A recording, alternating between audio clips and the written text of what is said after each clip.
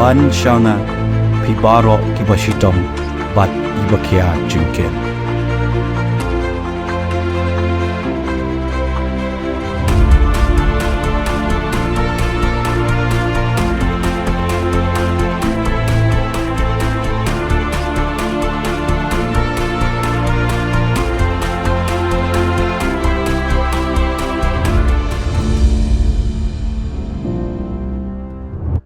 Upaim IPSIM, SIM kehimanong ston, ulaplat Paidbah ha ka arpo tarik nopra, ia kakot belajar kerteng, kabapentri kam ia kawat banyak halor kaktin bat kali terishor, balatho da ka doktor kong Antoinette Kharmalki, hasep sing memorial guest house nong ston.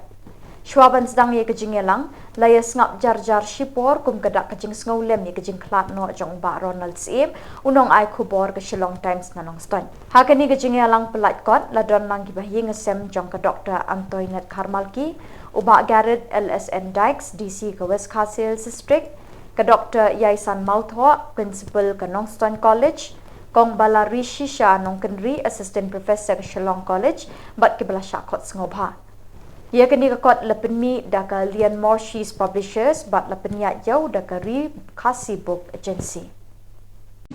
Ngasau komen, ngasau kentat, tak jingkir ku bukan jablay, kepalawan lah i Madam Jongi, i Dr. Kharmalki berthok ni kekot.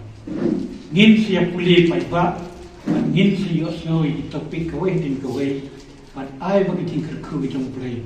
Kan pensan om tayang ni hanong spai andre hangne panmana bala pantip hadu ke partai sikiwai report panman blame ke kui doktor padu blame don ka kami bi dan hangne ngan Pyllait ini berkot tagi komen tau blame ke ku